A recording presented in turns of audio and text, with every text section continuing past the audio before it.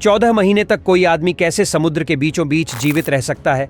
आखिर यह आदमी ऐसा कौन सा काम करता था जिसकी वजह से इसकी जान बच गई? कौन सी गंदी चीजें खाकर और पीकर यह आदमी अपनी भूख प्यास मिटाता था और कौन से चमत्कार ने बचाई उसकी जान? बताएंगे सब कुछ आज की वीडियो में। दोस्तों, अगर आपको समुद्र के बीच 2 दिन के लिए भी छोड़ दिया जाए तो शायद आप चिंता और परेशानी से ही मर जाएंगे, लेकिन समुद्र में 438 दिनों तक जीवित रहने की कहानी सल्वाडोर अल्वारेनगा नाम के एक मछुआरे की है, जिसने प्रकृति की कठोर परिस्थितियों, भूख, प्यास और अकेलेपन का सामना करते हुए खुद को जीवित रखा। यह कहानी न केवल साहस और विश्वास की मिसाल है, बल्कि मनुष्य की अदम्य इच्छा शक्ति का प्रतीक भी है। नवंबर 2012 में सल्वाडोर अल्वारेनगा, जो मूल रूप से एल साल्वाडोर का निवासी था, मैक्सिको में एक मछुआरे के रूप में काम करता था। वह और उसका साथी एजेकील कॉर्डोबा 23 नवंबर 2012 को मछली पकड़ने के लिए एक छोटी नाव से समुद्र में निकले, लेकिन उनकी किस्मत ने साथ नहीं दिया। अचानक मौसम खराब हो गया और एक भयंकर तूफान में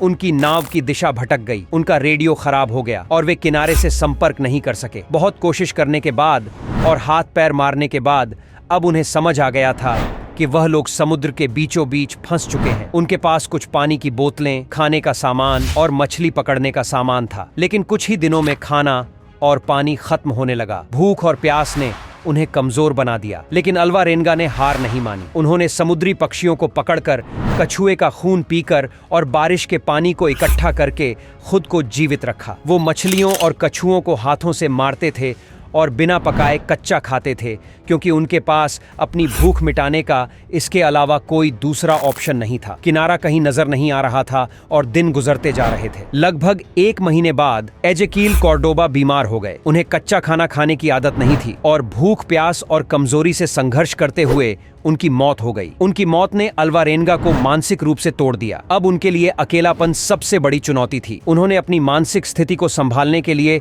खुद से बातें की। वह इमेजिन करते थे कि वह अपने परिवार के साथ है और उनसे बातें कर रहे हैं, और ऐसे उन्होंने अपने अकेलेपन को दूर किया। समुद्र में सूरज की तेज धूप, मूसलाधार बारिश और विशाल लहरें उनके लिए रोज का संघर्ष बन गईं। उनका शरीर कमजोर हो गया, लेकिन उनकी इच्छा शक्ति ने उन्हें हारने नहीं दिया। उन्होंने प्रकृति से तालमेल बिठाकर अपने दिमाग का इस्तेमाल करके खुद को बचाया। ऐसे ही कई महीने गुजर गए और उन्हें प्रकृति से लड़ने का तरीका भी मिल गया।